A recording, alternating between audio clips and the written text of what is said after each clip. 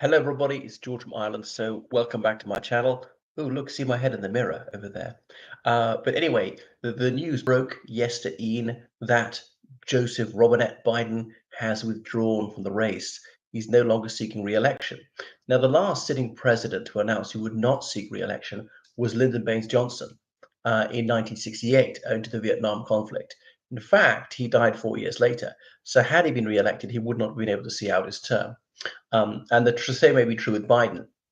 Even as re-elected, he may well die in that second term because someone is 81. There's like an 8% chance of dying within the next 12 months if you're a man.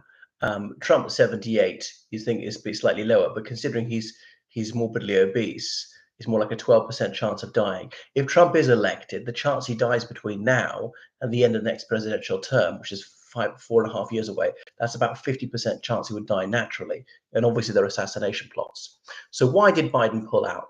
Well, that's because of the mounting pressure of people saying privately and then publicly that he really must stand down because he's just not mentally fit to do it. He's no longer compos mentis, really. It's been very embarrassing for the Democrats. Has gone wrong in public. People thought it was Republican lies all the time. And I've been saying this for a couple of years, that yes, he has senior moments and he occasionally misspeaks. Everybody mangles his or her words occasionally. I do it too. I'm not quite as old as Biden. Um, but the situation was worse than we realized.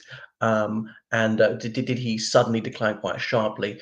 The Republicans saying he gets some sort of injection before he goes on television, might have been cortisone. I don't know if that's true or not, but when it very publicly went wrong, when his train of thought had been derailed during that debate, that was a particularly humiliating moment and alarming for many people, whether they're Democrats or Republicans or independents. Because even if you're a Republican, if he's president, you'd have to accept that. But you don't want a president who really can't do the job. Well, I say you have to accept that there's still someone like Carrie Lake to this day lying and claiming that Joe Biden is not president, saying that people should be executed for recognizing that Biden is the president. And presumably she thinks the whole United States military are traitors for obeying his orders. We want to execute most of the population for recognizing Biden as president.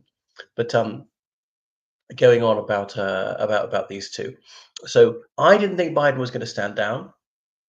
Perhaps I'm very foolish to be tricked by that. He said, "No, I'm carrying on. I'm not withdrawing from this race. I'm going to go on. I'm going to win."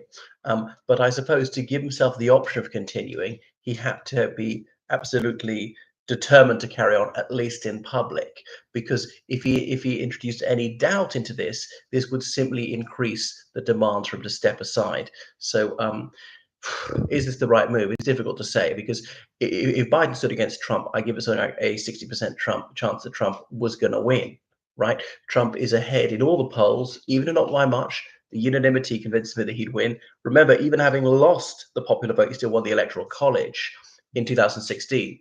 And there's the Electoral College is slanted towards the Republicans who tend to be stronger in those states with smaller populations. And remember, it's actually slightly weighted towards the states with smaller populations. Another thing is that Trump was leading in the six swing states. I think in all of them, sometimes actually significantly, towards double digits. This is beyond the margin of error. So it was going to be very difficult for Biden to turn that around. But the thing is, Biden did at least have incumbency. So who else? People are talking about Kamala Harris. The trouble is, she's even more unpopular than Biden, who's got these appalling approval ratings. So, I mean, I think Trump's chance of winning are actually slightly higher now, maybe 65%. But it's not necessarily Kamala Harris is going to go. Now, by dumping Biden, that could make it harder for Trump, could make it easier for Trump. Depends who this person is. Suppose it was Gavin Newsom. So he's tall, and yes, some people are really that superficial. The taller candidate wins 9 times out of 10. Good looking, and yes, some people judge a book by its cover. He's not too old, he's 56 and stuff like that. He's already run a major state. But does it count against that he's a loony liberal? Does it count against he has this violent hatred of children? So that could make it easier for the Democrats. It could make it even worse. I'm not quite sure. Kamala Harris almost certainly makes it worse. But if she's not the presidential candidate, a lot of African American voters, maybe some Asian American voters, maybe some women will be put off, saying, "Oh, you just for racist reasons, the Democrats won't have her." The one thing is, I thought the Democrats had maybe privately sorted out a plan B. So the instant that Biden stood aside, they said, and this is our candidate, and they could just have a coronation of that person. But it appears to be not, although they're trying to be coalesce around Kamala Harris, and that's sorted out. The one thing is the Democrats have done this on time. Their conventions in August, there were almost 4,000 delegates. The vast majority of them pledged to Biden already. Two other white men I never heard of were the other ones. Um, so could they sort this out? Just have one candidate or something like that? Or is there going to be a bit of a fight at this convention, but come out of that with a candidate anyway? Because if they left it beyond August, it's almost too late, and people have made up their mind. They look really shambolic. Privately, a lot of Democrats must have known about this for quite a long time, but they kept it hidden. So wow, it's made it far more fascinating. Yeah, but it could be worse for the Republicans because it's almost certainly could be a younger candidate. Let's face it, there's nobody older in US politics, someone who's healthier. And then the spotlight is on Trump's mental fitness. And he's had pre-Alzheimer's for several years. It's been very visible. So his mental decline is blatant. He was never an intelligent person. You see his derangement of mind. He's suffering. He's unmoored from reality. And that's why he often launches into these tirades. That's why he's so vicious. He's such an ignoramus. He slurs his words. Wow. He's very disoriented. So people will say, well, just how mentally unfit he is. What else is there? I mean, because Trump is been going really well for him since he survived that assassination attempt. And one of the fascinating things to speculate on is, had he been killed, what then? Nikki Haley was one who challenged him the race to the last minute. I think she wouldn't have got the nomination. Maybe Ron DeSantis, who pulled out much earlier, who more or less is a Trumpist, governor of Florida, the key swing state, blah blah blah, much younger. But I think might have lost it to Joe Biden. People talking about Gretchen Whitmer, the governor of Michigan. Now, they could have two women on the ballot paper, but as I say, that might be seen as outré, and it wouldn't put me off, but it would put some voters off. I can't think Hakeem Jeffries. Who else could stand for the Democrats?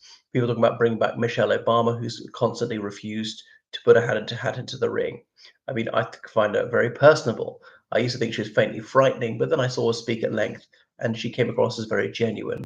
Um, but we shall see. So obviously, well, I mean, I agree with the Democrats on every issue except for one.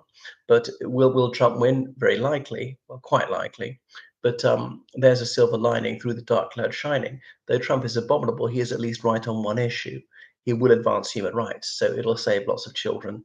Tens of thousands of children have been saved because of his appointment at the Supreme Court already, like at least 30,000. Obviously, not enough. You want to save millions, but even saving one life is a good thing.